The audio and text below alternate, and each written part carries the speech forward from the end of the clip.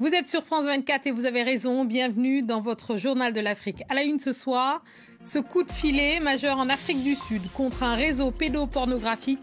La police a arrêté un homme de 59 ans en possession d'images et de dizaines d'images et de vidéos compromettantes.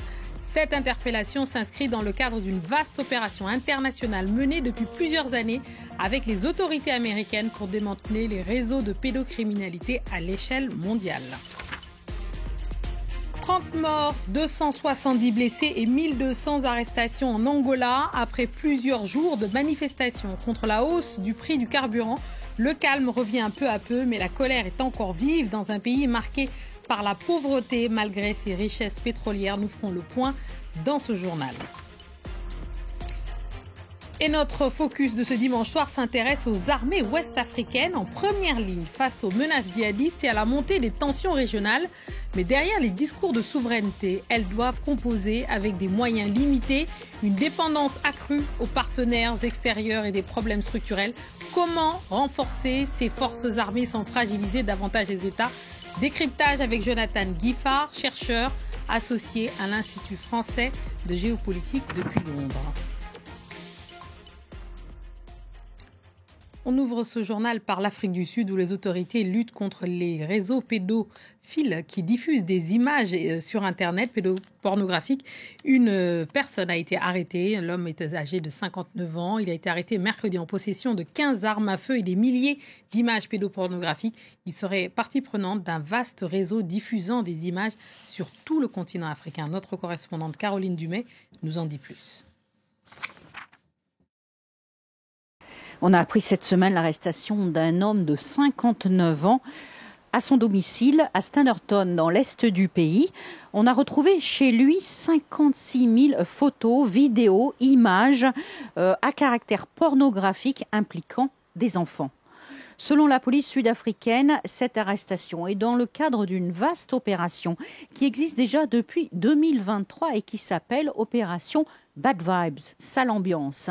C'est une opération qui est faite conjointement entre la police sud-africaine, son unité de cybercriminalité et les autorités américaines qui financent des enquêtes pour traquer tous ceux qui fabriquent, qui possèdent et qui diffusent des images pédopornographiques sur le continent africain.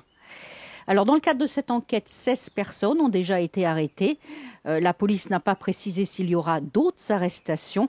Tout ce qu'on sait à ce stade, c'est que cet homme de 59 ans, dont l'identité n'a pas été révélée, sera présenté à la justice ce lundi. On se tourne vers l'Angola où le bilan après plusieurs jours de manifestations contre la hausse du prix du carburant en début de semaine s'élève désormais à 30 morts, dont un policier et quelques 270 personnes ont été blessées. Dans ce pays lusophone d'une trentaine de millions d'habitants, l'inflation a été très élevée, de près de 20% en juin, tandis que le taux de chômage, lui, a atteint presque les 30%. Clémence Valère. Le calme est revenu à Luanda, mais la tension reste palpable. Lundi et mardi, des milliers d'Angolais ont manifesté dans les rues de la capitale pour dénoncer la hausse brutale des prix du carburant. Des rassemblements qui ont dégénéré en violents affrontements avec les forces de l'ordre. Plus de 30 personnes ont été tuées, des centaines d'autres blessées et des dizaines de magasins et entrepôts ont été pillés. Aujourd'hui, nous avons ouvert quelques boutiques. Certaines n'ont pas pu encore ouvrir car leurs magasins ont été vandalisés. Des membres de l'opposition et des organisations de la société civile ont également dénoncé les actes de vandalisme. Cependant, ils ont accusé les policiers d'usage excessif de la force. Vendredi, le président João Lourenço a félicité les forces de l'ordre, accusant des personnes antipatriotiques ou étrangères d'être à l'origine des violences. Évidemment, les forces de l'ordre ont agi dans le cadre de leurs obligations. Et c'est pourquoi l'ordre a été promptement rétabli. Nous condamnons fermement ces actes criminels. Nous déplorons la perte des vies humaines. Cependant, le chef d'État n'a pas mentionné la hausse des prix du carburant, la raison même des manifestations. Pour certains analystes, le pays est une poudrière prête à exploser si des dialogues ne sont pas entamés.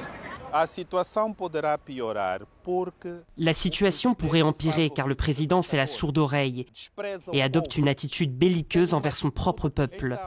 Ces manifestations vont se multiplier un peu partout dans le pays, car nous avons un gouvernement qui ne dialogue pas avec la population, un gouvernement qui continue de critiquer son propre pays. Plusieurs ONG et l'ONU ont réclamé une enquête dans les répressions des manifestations dans le pays. Une onde de choc traverse le Tchad après la découverte du corps calciné de Fulbert Moinodji, haut fonctionnaire et directeur de cabinet du délégué général du gouvernement dans l'Enedi d'Est. Il a été arrêté et retrouvé, il est disparu puis a été retrouvé brûlé vif près d'Abéché dans l'est du pays dans des circonstances encore floues la veille de sa mort. Il avait publié un message alarmant sur Facebook affirmant être en danger. Les autorités restent silencieuses, alimentant colère et spéculation dans un climat d'insécurité grandissant.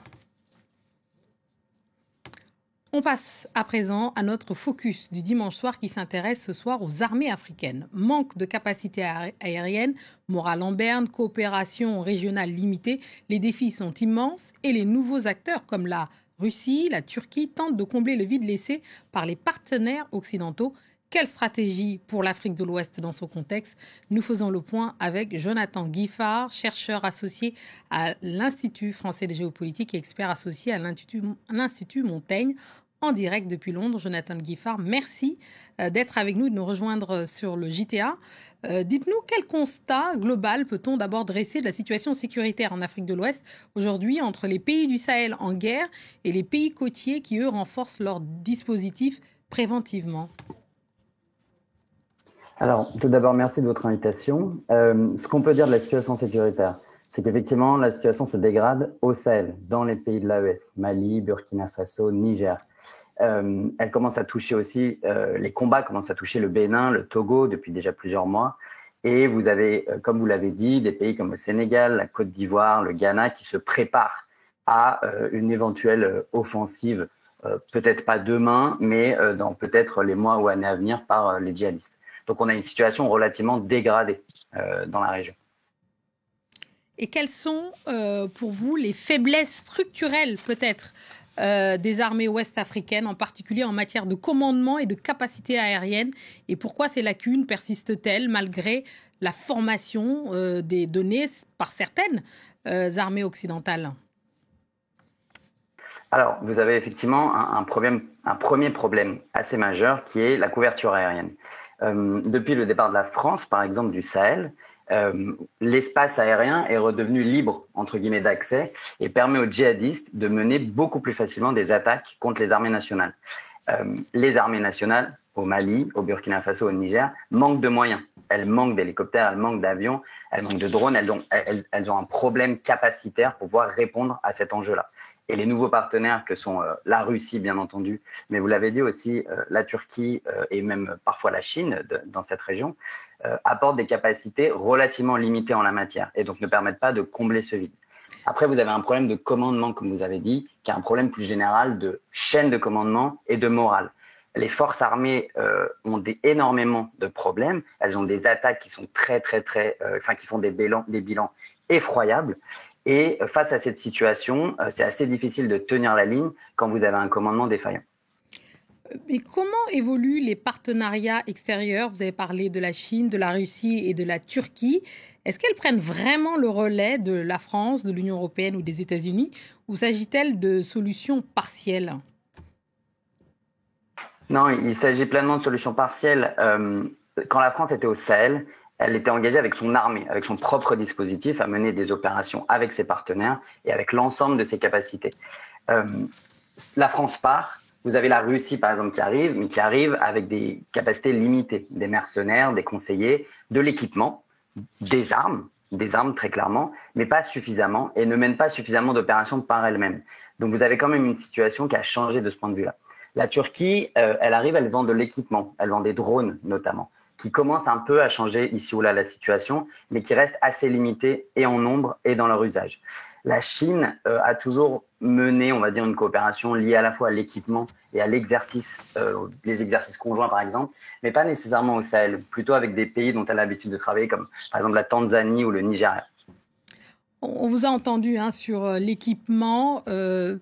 On doute d'ailleurs que ça fasse vraiment la différence sur le terrain. On a vu des abandons de garnisons, des armes tomber entre les mains des djihadistes et c'est quelque chose qui est récurrent dans les interrogations, j'ai envie de dire, des téléspectateurs qui se disent comment est-ce que ces armes finissent dans les bras des djihadistes, comment finalement améliorer l'efficacité globale des armées malgré ce problème récurrent.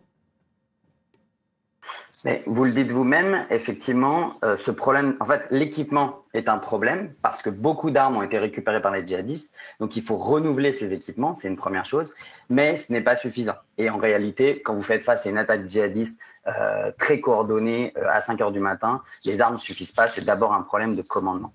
Maintenant, vous avez des armes aussi, vous avez les capacités dont je vous parlais tout à l'heure, capacités aériennes, ou par exemple des véhicules.